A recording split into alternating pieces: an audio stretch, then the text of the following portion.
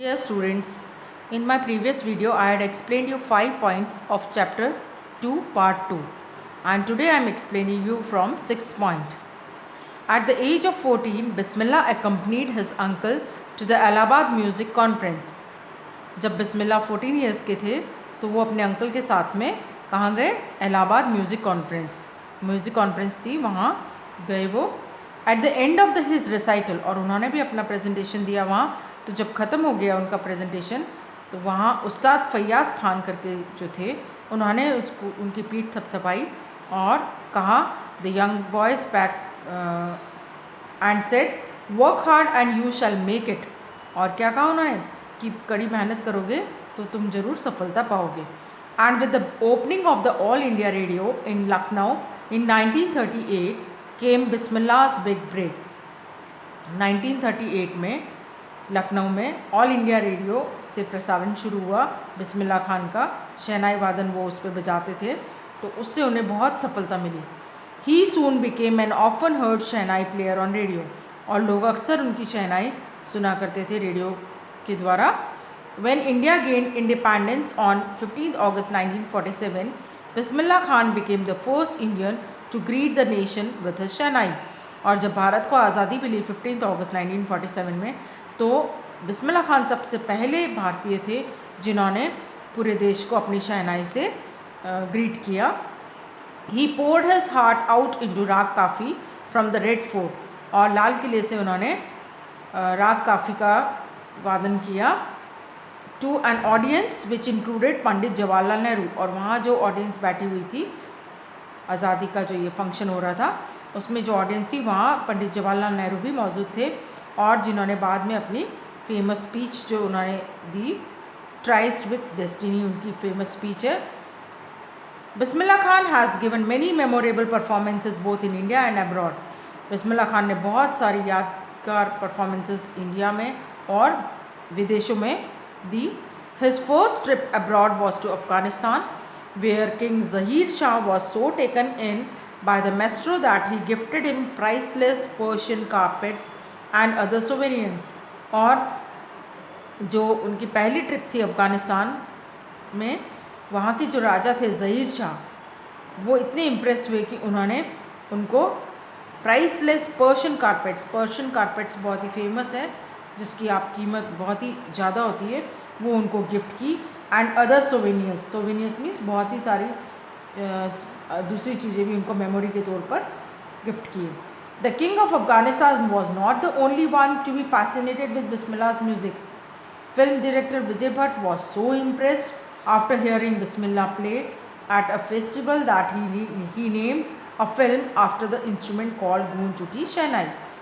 और ये अफ़गानिस्तान के राजा ही खाली फैसिनेट नहीं हुए थे, अट्रैक्ट नहीं हुए थे बिस्मिल्लाह की म्यूज़िक से, दूसरे लोग भी बहुत ही इम्प्रेस हुए थे, जिसमें से एक एग्ज़ाम्पल दिया है जो विजय भट्ट जो थे फिल्म के डायरेक्टर, वो इतने इम्प्रेस हुए कि उन्होंने जब उनकी शहनाई सुनी एक फेस्टिवल में तो उन्होंने इसी इंस्ट्रूमेंट के नाम पर, शहनाई के नाम पे ही फिल्म का नाम भी रख दिया, Goonj Uthi Shehnai.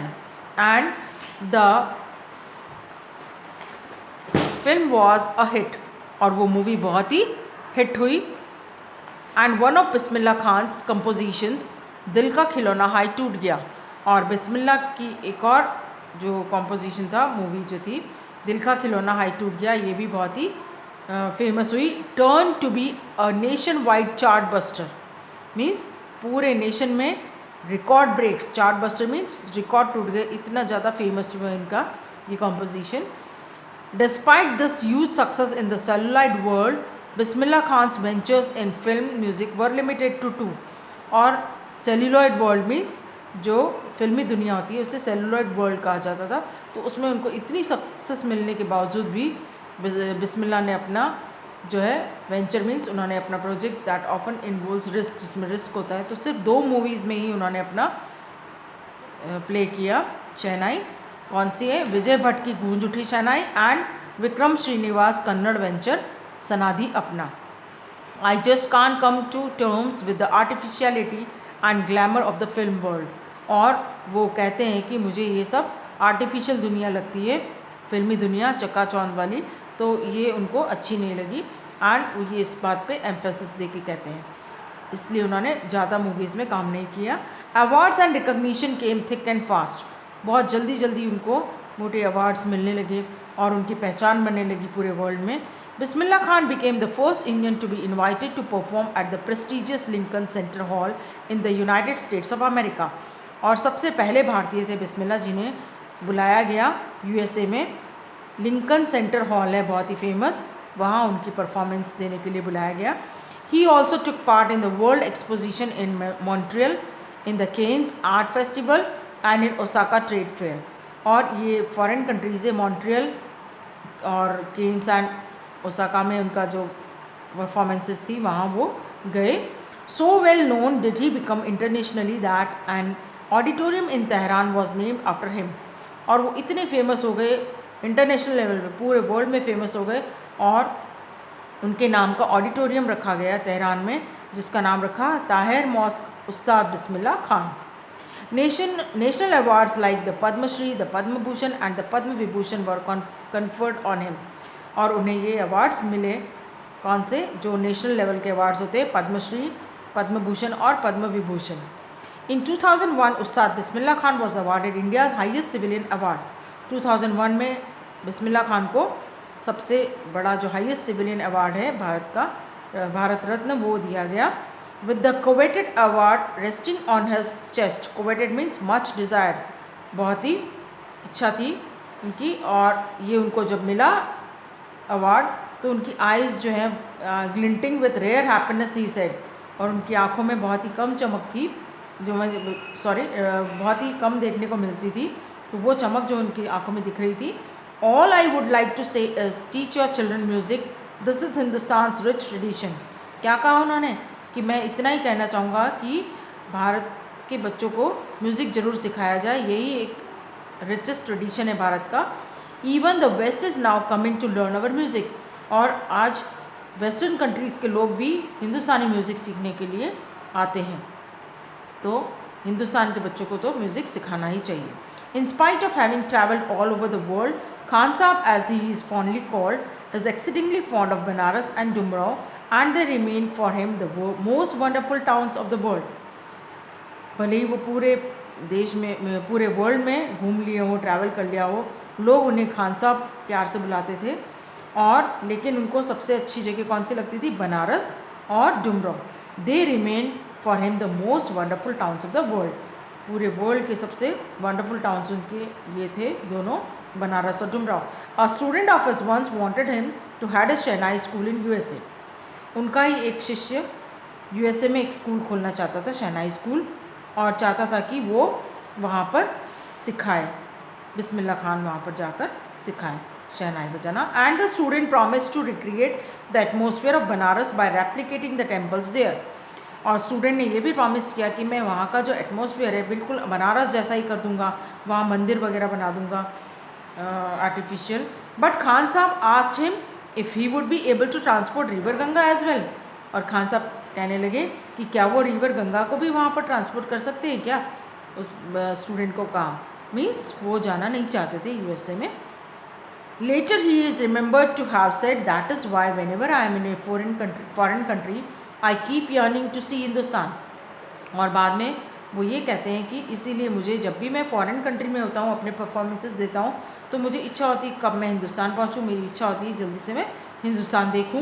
And while in Mumbai I think of only Banaras and the Holi Ganga, और जब मुंबई में होता हूँ तब भी मन कहाँ रहता है उनका, बनारस और होली गंगा में।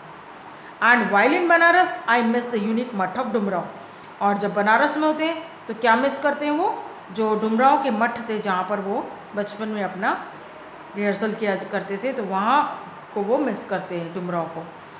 उस्ताद Bismillah Khan's life is a perfect example of the rich cultural heritage of India, और भारत का जो ये कल्चरल हेरिटेज माना जाता है उसका एक बहुत ही अच्छा उदाहरण दिया गया है कि उस्ताद बिस्मिल्लाह खान की लाइफ को, कि one that effortlessly accepts that a devout Muslim like him can very naturally play the shehnai every morning at Kashi Vishwanath temple.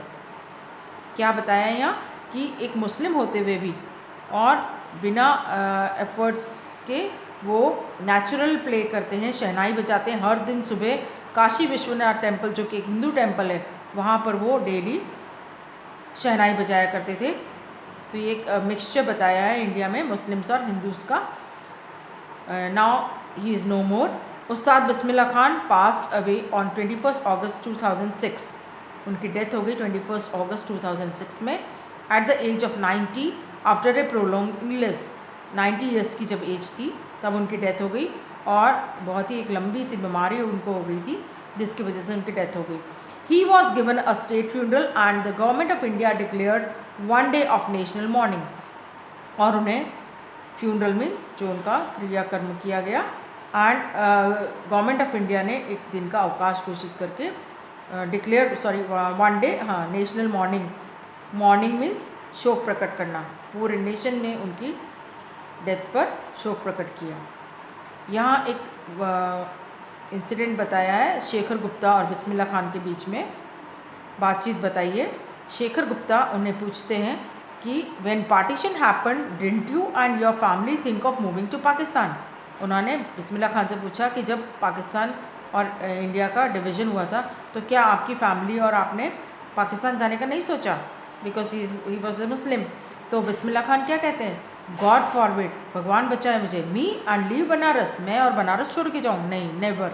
I went to Pakistan once, मैं एक बार ज़रूर गया था पाकिस्तान, और I cross the border just to say I have been to Pakistan, और मैंने border cross किया और ये कहने के लिए कि हाँ मैं पाकिस्तान गया हूँ।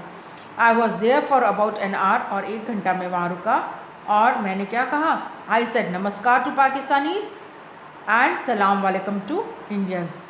और ये एक जोक टाइप बताया है कि पाकिस्तानियों को तो उन्होंने नमस्कार कहा और इंडियंस को क्या कहा, सलाम वालेकुम। I had a good laugh, और शेखर गुप्ता ये सुनकर हंसने लगे। ये डायलॉग उनका दोनों के बीच में रीडर्स डाइजेस्ट बुक का नाम है, जहाँ पब्लिश हुआ था अक्टूबर 2005 में। Now I am giving you question answers and you have to do it in your copies. These are the questions which you have to do in your copy.